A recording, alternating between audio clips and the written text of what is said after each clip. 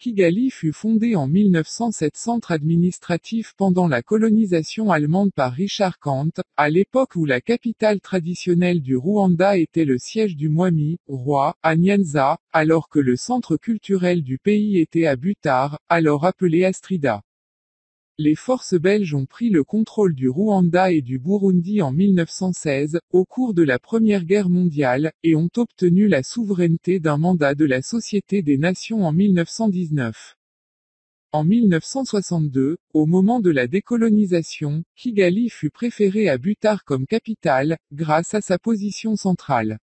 Depuis, la ville s'est rapidement agrandie et est maintenant devenue le centre politique, économique et culturel du pays.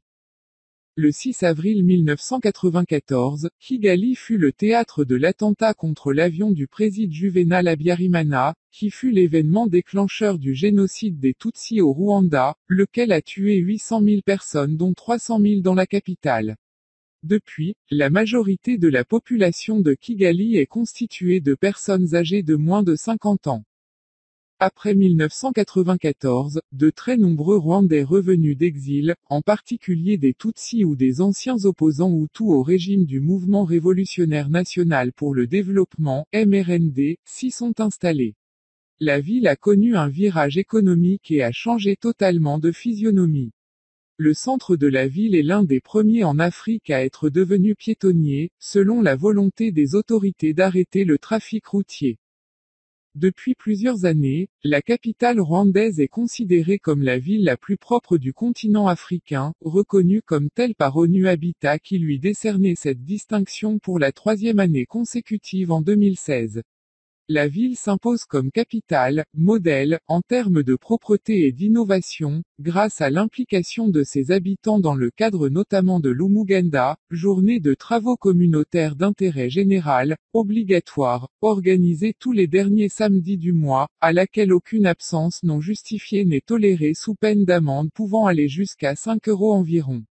L'Umuganda qui fait partie de l'ancienne culture rwandaise de l'entraide a été institutionnalisée en février 1974 par l'ancien président Juvénal Habyarimana. Depuis 2010, une « journée sans voiture » a été également instaurée tous les mois.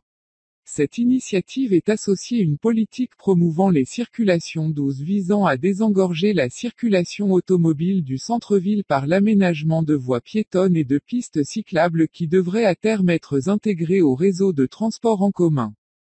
Enfin, comme dans tout le Rwanda, la présence de sacs plastiques et emballages non biodégradables sont totalement prohibés.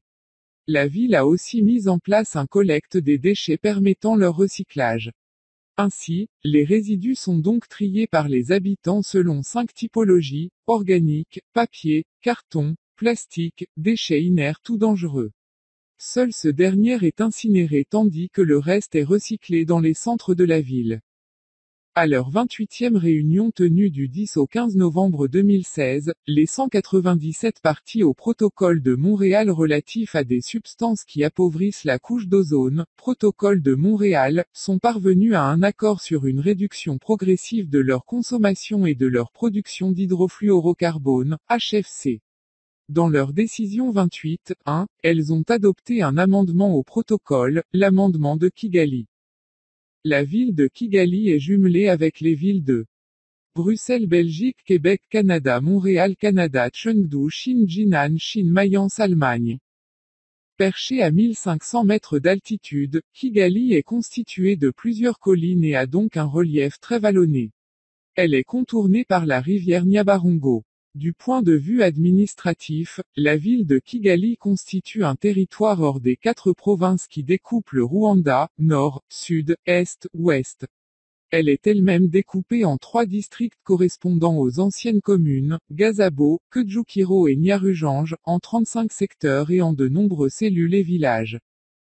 Comme c'est le cas dans de nombreuses villes rwandaises, les quartiers de Kigali s'articulent autour de collines et de quartiers qui portent des noms faisant référence à des lieux connus, comme un hôtel ou une administration, et servent ainsi de repère géographique aux habitants qui dans leur grande majorité, ignorent le nom des rues.